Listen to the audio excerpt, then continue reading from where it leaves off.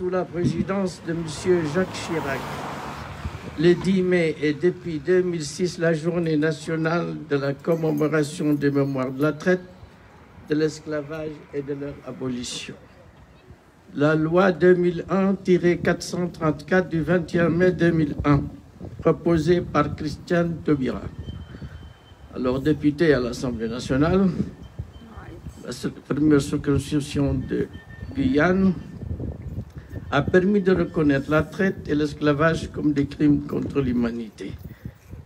Je félicite le maire de Clichy-sous-Bois, Olivier Klein, de célébrer cette journée chaque année. J'ai d'ailleurs participé à plusieurs commémorations, sinon à toutes. Aujourd'hui, Monsieur le maire me remet la médaille de la ville de Clichy-sous-Bois. J'en suis fier. Je me demande si je mérite tant d'honneur. En tout cas, je remercie et le maire et à travers lui le personnel de la mairie dans toute sa diversité, ainsi que les élus, pour cette commémoration. Ce qui intéresse AHME, Association des Haratines de Mauritanie, créée en 2001, c'est l'esclavage dans mon pays d'origine, à savoir la Mauritanie. Pour ceux d'entre vous qui ne le situeraient pas, c'est un pays d'Afrique de l'Ouest, situé entre le Maroc au nord, l'Algérie au nord-est, le Mali à l'est et au Sénégal au sud et 700 kilomètres des côtes atlantiques. Si les puissances occidentales ont mis fin à la traite des êtres humains, à la tête desquels se trouvent la Grande-Bretagne et la France, l'esclavage endogène reste présent en Mauritanie. Faidherbe, gouverneur au Sénégal à la deuxième moitié du XIXe siècle, avait décidé, sur instruction de l'État français, d'interdire non seulement les invasions morts au Sénégal, mais aussi d'occuper la rive mauritanienne du fleuve Sénégal. Les soldats utilisés à cette fin sont majoritairement haratines et tout couleur. Dans cette occupation du sud de la Mauritanie, beaucoup de soldats y ont laissé leur vie. La France a pris le décret du 12 décembre 1905 abolissant l'esclavage en Afrique occidentale française, AOF, et au Congo. Ce décret a été appliqué 6 ans au plus en Mauritanie. En 1909, le colonel Gouraud, répondant à une demande de la tribu Smasside, c'est une tribu mauritanienne, et qui représentait la communauté maure à laquelle voulait garder, je cite, ses ânes, ses moutons et ses esclaves, fin de citation, contre la pacification du territoire, c'est-à-dire la Mauritanie. Le colonel Gouraud accepta et la France renonça à l'application de son texte. Et ainsi, pour un marchandage entre la France et la communauté maure, les Haratines furent sacrifiés. À cette époque, la France poursuivait sa conquête coloniale. Elle cherchait donc une continuité territoriale entre le Sénégal et l'Algérie. Sur 4 millions d'habitants, environ la moitié au moins est constituée de Haratines, c'est-à-dire des descendants de l'esclavage maure. L'ancien président François Mitterrand disait, je cite, « La Mauritanie est un accident de l'histoire », fin de citation. Coincé entre l'ancienne colonie française, le Sénégal, et l'ancienne Algérie française, ce territoire désertique à 80% était et demeure habité pour 3 composantes. Les Maures, c'est-à-dire les Berbères et les Arabes, la composante négro-africaine, négro-mauritanienne, victime en partie du racisme, et la composante haratine dont je suis issu. En réalité, je suis métisse. Mon père est arabe et ma mère est haratine. Conscient très jeune du traitement qui est infligé à la communauté de ma mère, j'ai décidé de me lancer dans la lutte contre l'esclavage et le racisme en Mauritanie. Le 2 décembre 1974, j'ai créé avec d'autres haratines le premier noyau de lutte contre l'esclavage en Mauritanie. Cette structure deviendra en 1978 El Hor Organisation de libération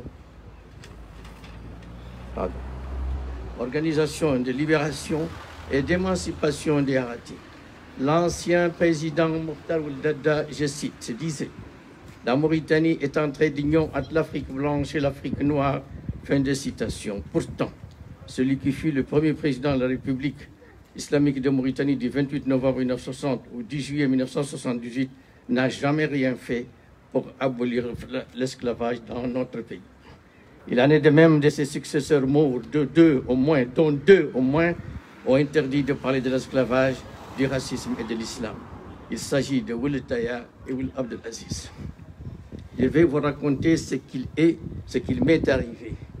Alors que j'étais consul général de Mauritanie en Guinée-Bissau, j'ai libéré 2 esclaves et refusé d'en déshériter un, s'appuyant sur l'ordonnance de 1980 et le décret de 1981. Celui-ci vivait pendant 20 ans en Guinée-Bissau et avait acquis 20 vaches, une grande maison, etc. Il avait une femme et 5 enfants. Un mort marabout qui appartenait à la tribu de Tinouagem, une de ces tribus qui sont nombreuses, très respectée par la diaspora mauritanienne en Guinée-Bissau, souhaitait le déshériter de tous ses biens. J'ai alors exigé une procuration judiciaire dans laquelle devaient figurer tous les héritiers signés par un juge. Voilà qu'au moins 100 personnes viennent pour attaquer le consulat. J'ai refusé de céder et j'ai demandé à ces morts de m'envoyer 4 représentants, ce qui fut fait. J'ai expliqué à ces derniers la loi mauritanienne relative à l'esclavage. Ils ont compris et sont repartis. Ils ont pris l'engagement d'envoyer quelqu'un à Nouakchott, la capitale de la Mauritanie, pour avoir cette procuration judiciaire. Une semaine après, une procuration signée par un greffier m'a été ramenée. J'ai refusé et exigé la signature d'un juge. Ma réponse a suscité chez le mort en question une nervosité extrême. Il y a de l'eau ou pas? Il n'y a pas d'eau?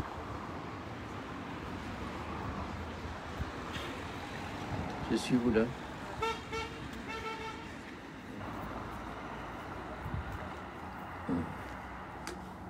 C'était chez le mort en question une nervosité extrême. Ma réponse a suscité chez le mort en question une nervosité extrême. Il rentra à Nouakchott pour rencontrer le président Ould Taya. J'ai reçu 2 coups de fil me traitant de consul général, je cite, de consul général des esclaves et non de la Mauritanie. 2 semaines après le départ du marabout, le secrétaire général de mon ministère de tutelle, c'est-à-dire les affaires étrangères, m'a téléphoné et m'a signifié mon rappel à Nouakchott.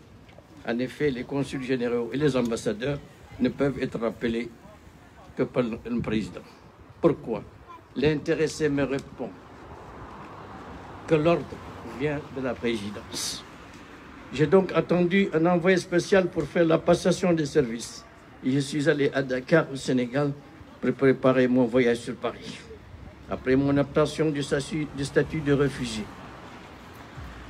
en 2001, j'ai créé la même année l'Association des Haratis de Mauritanie en Europe. Elle est domiciliée à la Maison des Sociétés. Sa domiciliation a été signée par feu Claude Dillon, que son âme repose en paix. Je ne peux oublier mon ami Gilbert qui nous a quittés en 2017. Je partageais avec lui des convictions communistes.